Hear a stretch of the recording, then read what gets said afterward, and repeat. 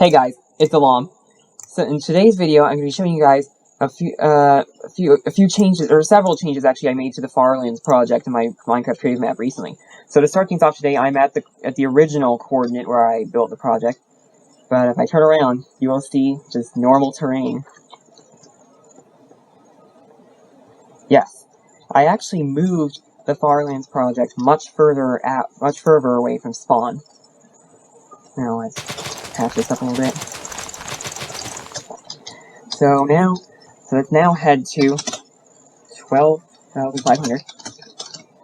There. And when this loads up, you'll see, bam, the Farlands, or my recreation of the Farlands.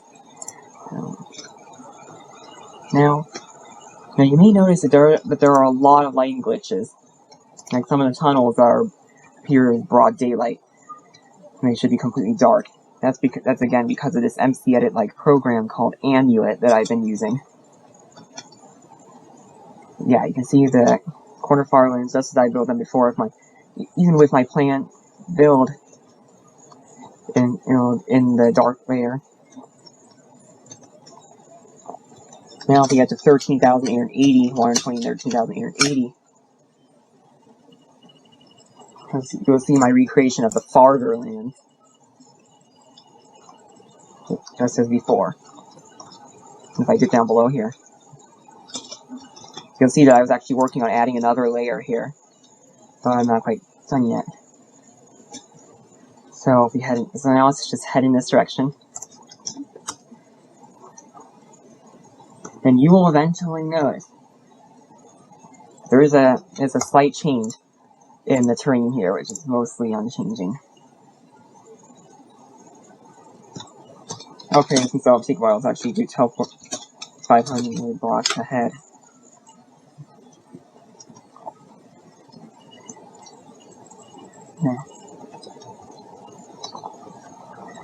Now let's continue flying in this direction. Eventually you will see a bit of a wall in the form of a diagonal line that I built here. And there's the biome fill noise Farlands at about 15,000. So the slight changes in the Farlands terrain actually do take the form of diagonal lines usually, and they're caused by the diagonal artifacts in the original corner Farlands. Now let's head to 15,000 on both axes.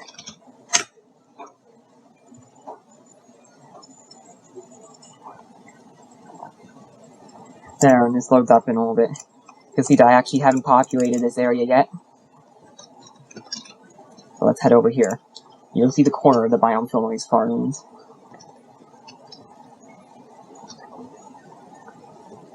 Right here. Even with the desert biome, just as before. Alright, so now let's head off in this direction. And eventually you will see another set of Farlands that I put in this map. Now, I heard that the placement of flowers in flower forest biomes is actually governed by a noise generator as well. And it would probably break down billions of blocks out as well. And here's how I believe that would look. The flower forest, or really the flower distribution noise Farlands. Here I also built a Farlands for the gradient of the plains biome. My map I actually have flower plains biomes in my map as well. Here. There. Now let's head to the 1500 till the 1500. There. You will still see the top of the Farlands here. Or maybe I didn't put myself far enough. Yeah, because I actually haven't made the bottom layer of this yet. I've only put the top layer so far. As you can clearly see here. Now, it is kind of boring. So when I head in this direction, actually, let's put ourselves 500 blocks ahead in both directions. Yeah, you can already see the sky grid since I haven't populated this area either. But you will see that this drops off into the sky grid of the corner Fringe Lands, which would normally generate about 44 septillion blocks out on both axes. Now, I will make the sky grid thinning out over the next few thousand blocks, and that is actually caused by additional octaves experiencing the same floating point overflow and interpolation that causes the Fringe Lands in the first place. Now let's head to 27,120 and then 12,550. There, in a moment you will see the Edge Farverland combined with the Biofilm Lanes Farverland blow up. Now this looks just like the regular Edge Farverlands. But now let's head over in this direction.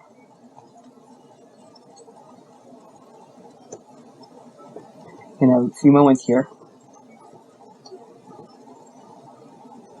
you will see the degrading Edge Farverlands next to the degrading corner Edge Farverlands next to the usual the orthogonal Edge Farverlands, which are basically just like the Edge Farverlands that stretch out. Now, I actually have finally figured out the reason why these Coman artifacts and sky grids appear, and it's really because the first parameter in the lerp function for the interpolation is actually the Z remainder, and the reason the Coman artifacts didn't appear in the X Fringe Lands in Bedrock Edition more than 49,053 blocks from their center, or 2 to the 23 low and high noise units, is because after that the Z remainder would always be 0, whereas they do appear in the corner Farlands because the Z remainder is large as well as the X remainder. And when the sky grid disappeared in Bedrock 1.16, it was probably because of some interpolation change. Anyway, over here at 28,000, you'll find the first stage of the degrading of the Edge Farlands. And why are there so many lighting glitches? Anyway, the first stage of the degrading of the Edge Farlands as would normally generate at about 8.1751 times 10 to the 48 blocks out on the x-axis. I haven't rebuilt the Z Fringe Lands yet, but I will soon. Now let's head to 900 blocks ahead. And then you will see a second stage, which is as seen beginning at about 8.5766 times 10 to the 48.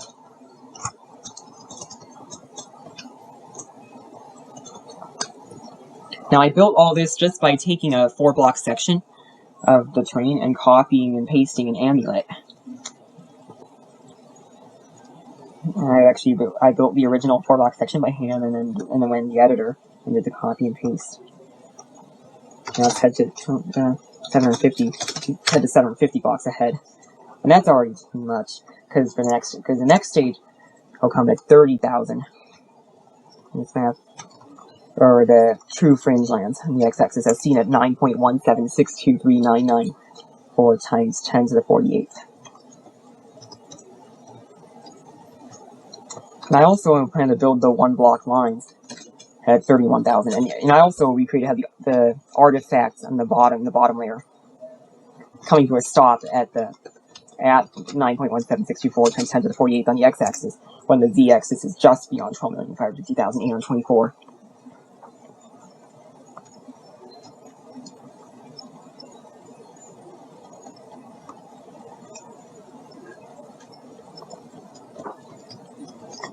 Alright, so now let's head to negative 13,880, 120, and then negative 13,880 again.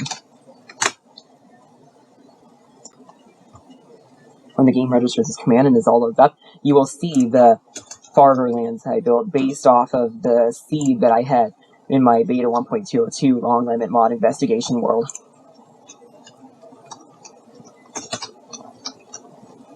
As I actually showed before, and now I moved them to the new coordinate, and it is turning night here. Let's go to bed. Sleep.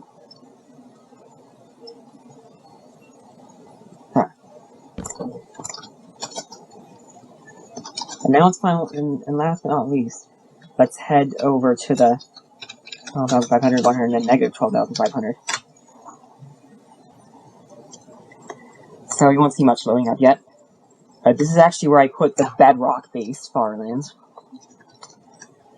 You have the sky grid almost immediately after your corner Farlands, except for this artifact here, which was actually the small area, the small section in which the product of the two axes interpolation values had not overflowed yet, and at the float limit.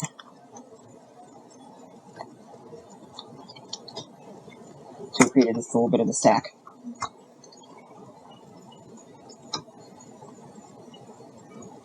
Alright. And now, and note that in the X Farlands, in the Bedrock-based Farlands, I am actually building the Fringe Lands, the stages of the Fringe Lands, at the same position relative to the start of the Farlands that they appeared in Bedrock Edition. So if I teleport to 10,208 ahead, you will see that, once again, the Fringe Lands. But of course, the artifacts do change, because there was no farther lands here.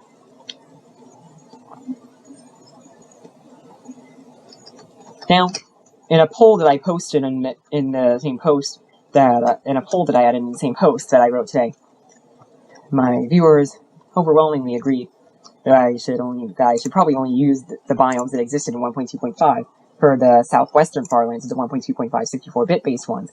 And since I believe in democracy, that is what I will do there. So yeah, that's about it, guys. Leave a like if you enjoyed. Consider subscribing to my channel if you haven't already, and hit the bell and click on all for all notifications. And goodbye.